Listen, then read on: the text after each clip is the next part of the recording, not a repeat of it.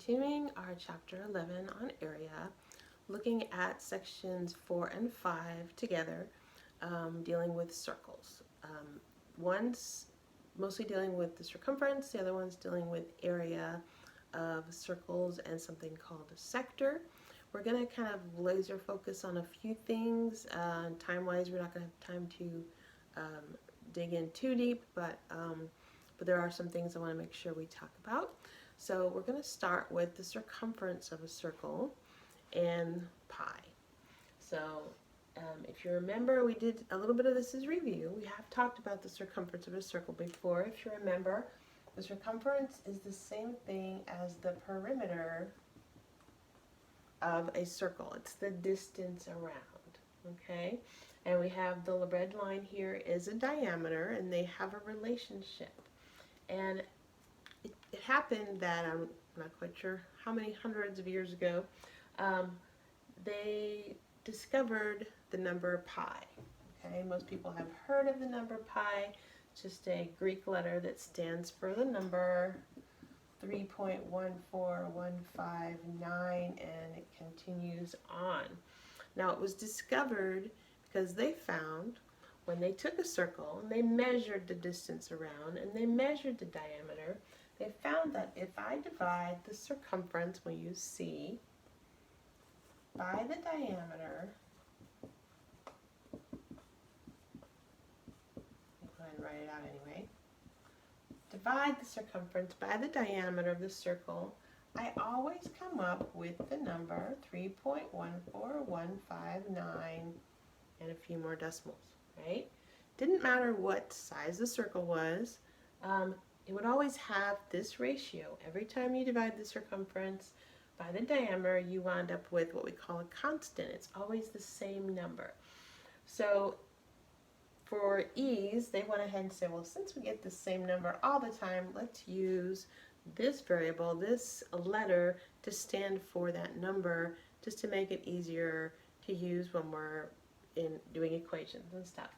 All right, but also since it's a constant, it meant that if I knew the diameter of my circle, I could automatically find the circumference. Vice versa, if I knew the circumference, I could find the diameter. And this is the first equation we're going to look at.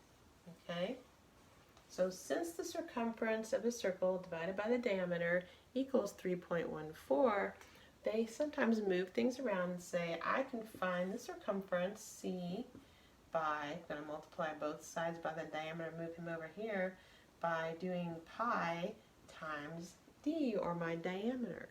Okay, that gives us this equation. Now similarly, we know a diameter happens to be 2 radii, right?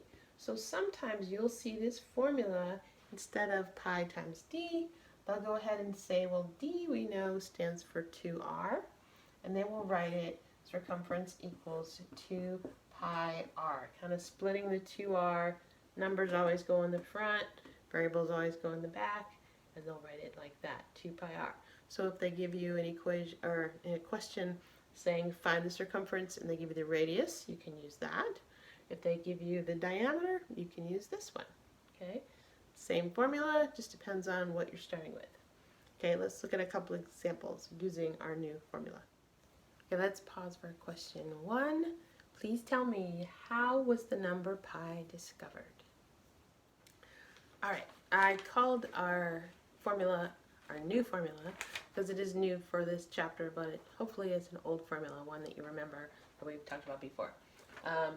First one asks us to find the circumference of a circle with diameter 15 inches. All right, so in this case, I'm going to use the circumference equals pi times the diameter, and we're going to plug in pi stays the same times d, 15 inches. Now we can actually, once we get the number here, we want to put our number first. Now believe it or not, that's our answer. The circumference is 15 pi. If they ask you for the exact answer, okay, then they want us to leave pi in there. Now if it's a real world problem, or they ask you to find it to 2 decimal places or 1 decimal place, then you do need to get out your calculator and multiply 15 times pi, or times 3.14. Sometimes they'll tell you to use that to stand for pi. And then you would wind up, you would say that circumference, then if you plug that in your calculator, okay, I forgot to write that one down, so I looked that one up, should be 47.12, and we still are in inches, we're not squared, we're not doing area, circumference, you leave it just to the first power. Okay, now this one says, now we're going to find the radius of a circle given the circumference of 36 feet. So we're working backwards, but we have the same equation. Now since we're finding the radius, I'm going to go ahead and use circumference equals 2 pi r. If you want to keep with the same formula, you can always use d, but you just have to remember that you have to multiply that at the end, or actually divide at the end to get the radius. Okay, let's use circumference equals 2 pi r. We know the circumference is 36. So we're solving this time for the radius r. 2 is a number, pi is actually a number. So we're going to get rid of both of these, divide by 2 pi to find r by itself. And again, if they ask for the exact answer, we can just divide 36 divided by 2 to give me 18 over pi. And again, believe it or not, we are done, okay? If they ask you to find it to 2 decimal places or 1 decimal place, and where it makes sense, you might go ahead and divide it. This one I actually wrote down, and it'd be about 5.73, and you would use the little meaning about 5.73. Okay, that's how we use this. Now we're gonna do one extra thing with circumference. This part is new, so let's look at this. All right, let's look at this scenario. Pretend this is a wheel of a car. Okay, tire of a car. So think about this idea. Every time the tire makes one revolution, so as the car moves forward, we're heading this direction. Think about this spot going around, the tire rolls, it goes all the way around and back again. As it's rolling, it's going to move down the road till that spot comes there again. So can you tell me how far has the car moved from this to this, the beginning of a revolution all the way around one time? Okay, so the idea is from one revolution of the tire, I've actually traveled the whole distance of my tire, which is the circumference. Okay, so we can actually, if we can count the revolutions of the tire or a wheel, then we can actually tell how far it has traveled. And they use machines like that. You may have seen people walking around and it's got a little roller thing and they're just trying to figure out the distance of something. They might use it for sports, for laying out a field, they might use it for surveying, okay? But that's the idea. So, okay, let's look at this problem using our circumference formula. The diameter of a bicycle tire is 30 inches. To the nearest foot, how far does the tire travel when it makes 100 revolutions? Okay, so here's the idea. Again, we talked about, we have our bicycle tire. We know the diameter across here is 30 inches for the diameter. Okay, and the idea is, let's first think, if we take the tire, it travels one revolution across the ring. Okay, so the question is, how far does it go in one revolution? Okay, so we said in one revolution we've gone all the way around the tire one time. That's our circumference.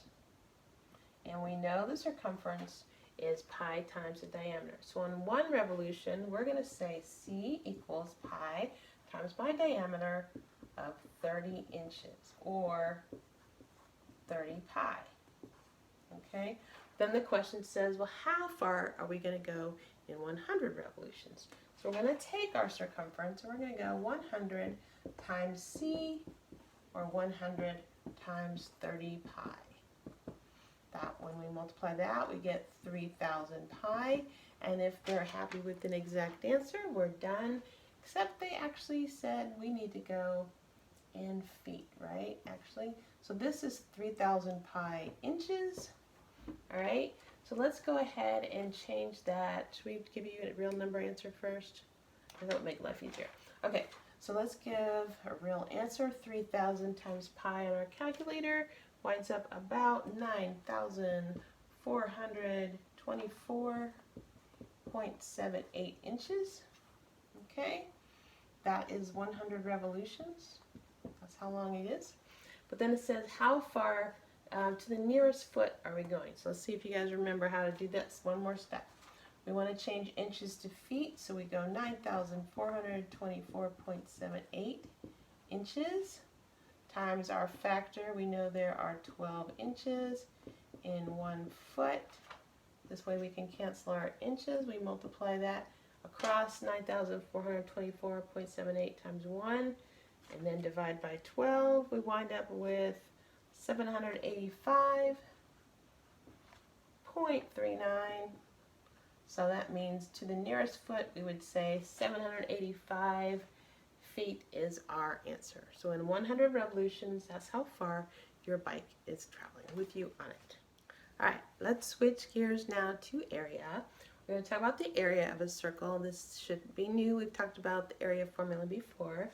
But remember, the area of our circle is talking about how much space is inside my circle. It's usually going to be shaded. The circumference talks about the distance around. The area is usually the shaded area inside. Okay, shaded part usually. Okay, so our formula for a circle, the area equals pi times the radius squared. Now, this is similar to the circumference. Sometimes people will mess them up, so you gotta kind of keep them separate in your head. The area is always inches squared, so think about the little exponent 2 there. That's going to be squared. The inches will be squared, feet will be squared.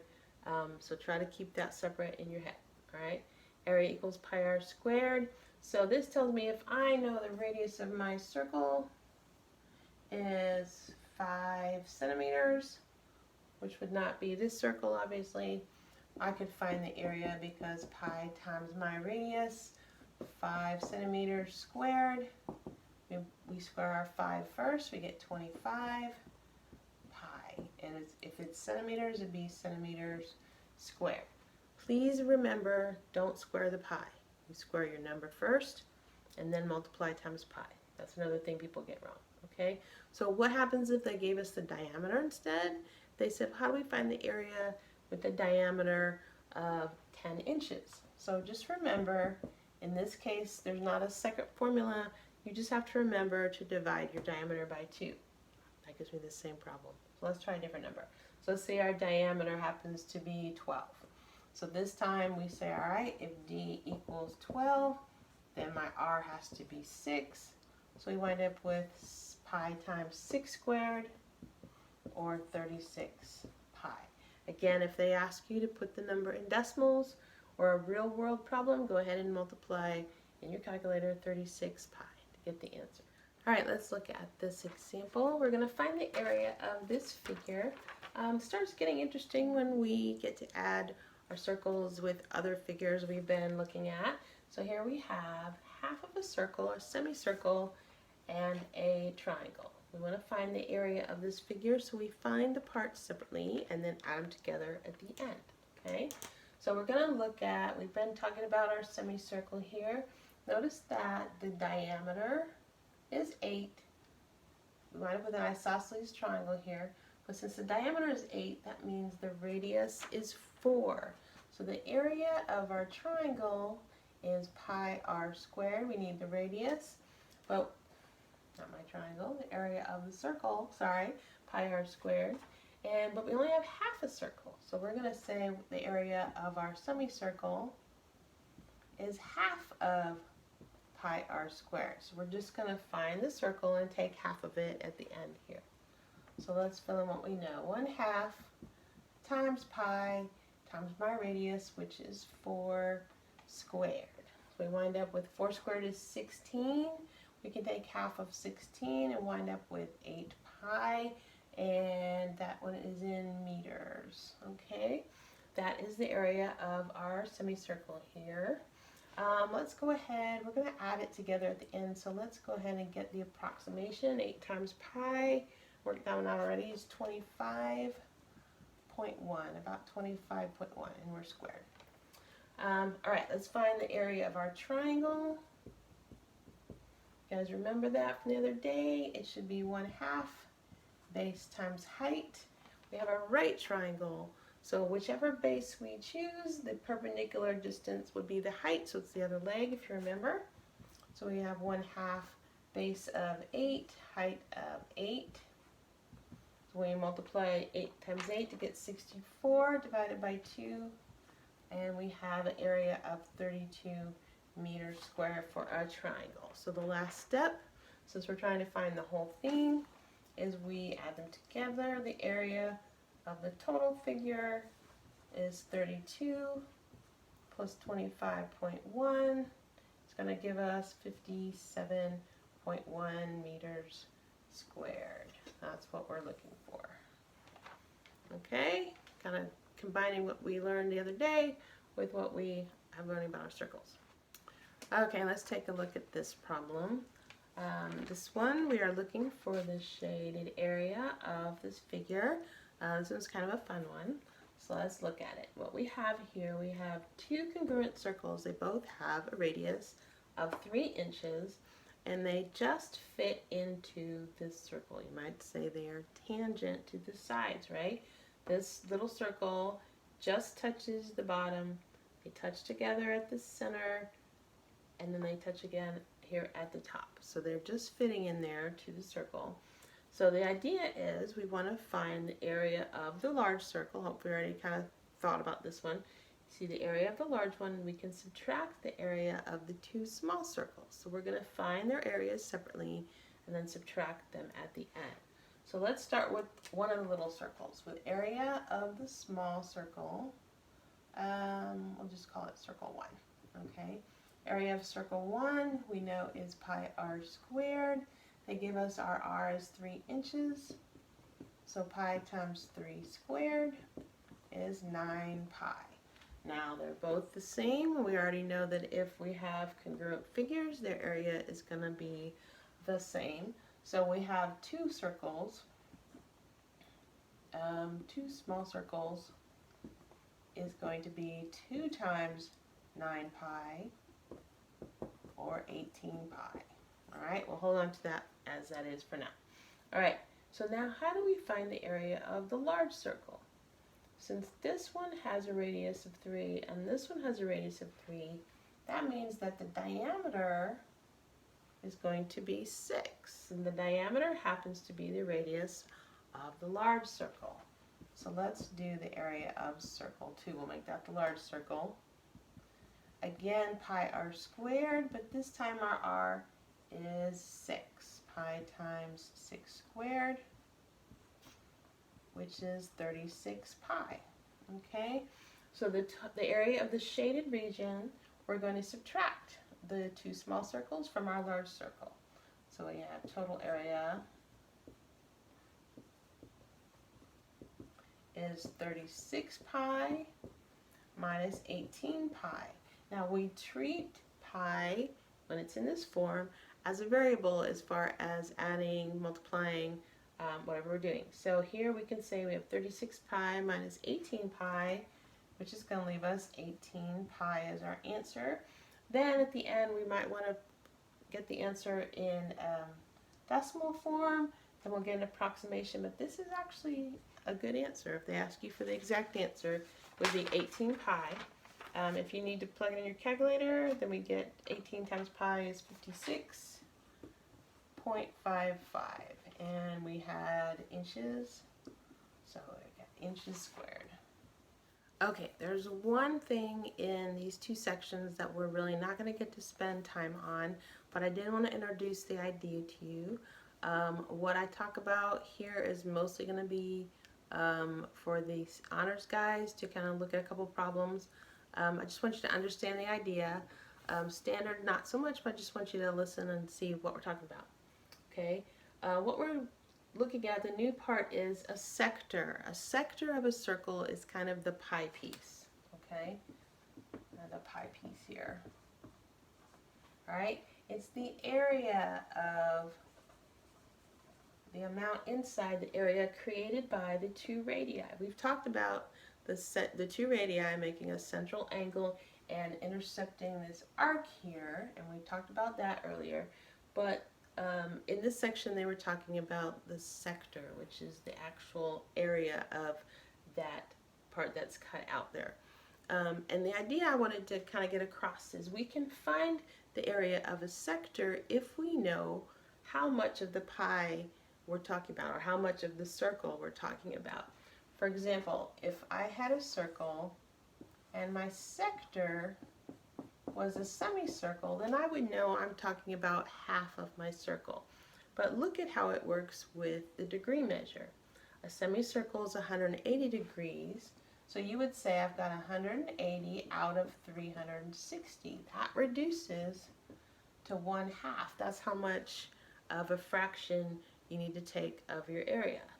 Similarly, if we talked about a 90-degree sector, okay, now looking at it, you know, okay, I'm talking about 1/4 of my circle, but let's see what it works out.